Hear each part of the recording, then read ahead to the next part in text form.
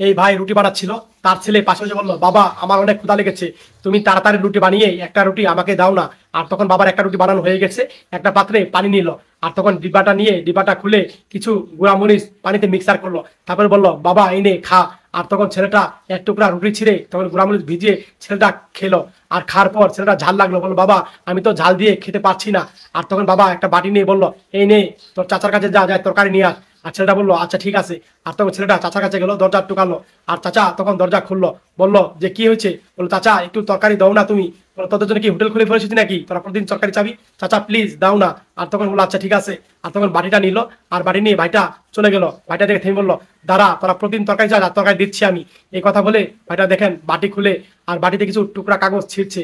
আর ছিঁড়ে ছিঁড়ে বাটিতে তখন বেশি করে কাগজ ভরছে।